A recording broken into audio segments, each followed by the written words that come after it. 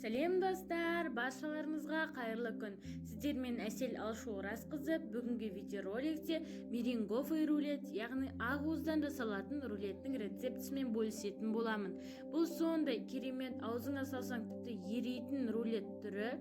Сондай жұмсақ, әрі тәтті, керемет болып шығады, жеңіл, әрі ешқандай да қоспадан, ауыр заттардан тұрмайтын жеңіл рулет түрі деп айтсам болады. Ең алдымен 4 жұмыртқа, 200 грамм қант, лимонный кислота, яғни лимон қышқылы керек болады. 4 жұмыртқаның ақуызы мен сарыуызын бөліп аламыз да.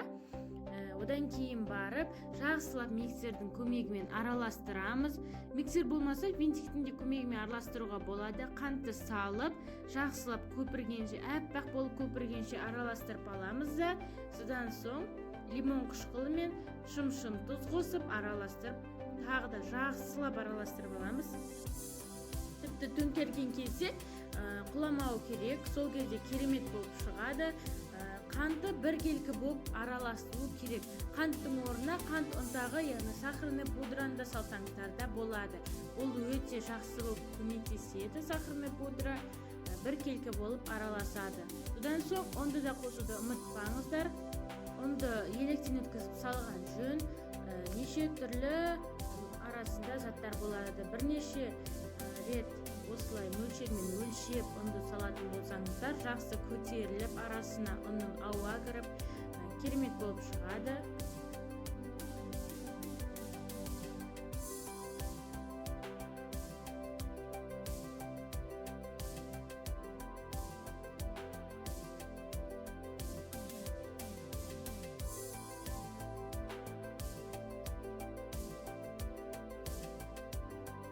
Консистенциясы осындай болып шығады.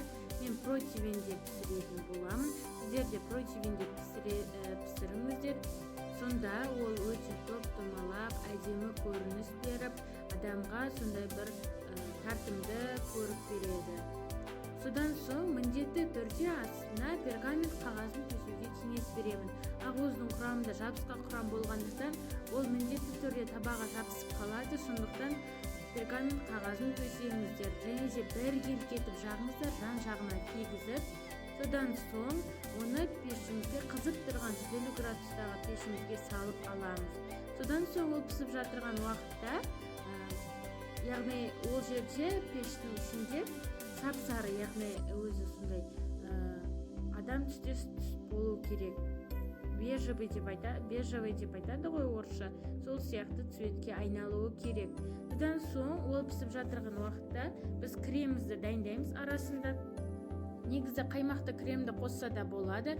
Қаймақ, сгущенка немесе сахарный пудра үшеуін жақсылап араластырып, бетіне ақ қағаз жауып қоясыздар, контакт етіп, яғни жылтыр қағаз, осы пищевой пленка, соны контакт етіп беттестіріп жауып қоясыздар біраз уақытқа піскенше. Содан соң біздің 15 минутта, тіпті 20 минутымызда да осылай біздің рулеттің тестосы қамыры пісіп қалады. Содан соң ып-ыстық кезінде бетіне майлық жауып қойсаңыздар, жұмсақ болып тұрады.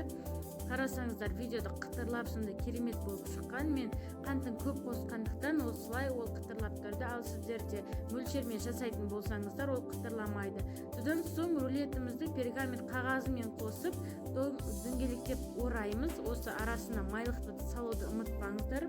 Майлықты салсаңыздар, оның арасында қатты болған жерлері жібіп, яғни жұмсақ бола бастайды. 5 минутқа қойып қоясыздар. Қатты майдаланып бара жатырса, бөлініп, яғни. Онда уайымдамаңыздар, ол себебі осылай жасалатын рулет түрі. Бірақ қатты майдаланып кетуге де болмайды. Бәрі біркелкі бір формада болған жөн.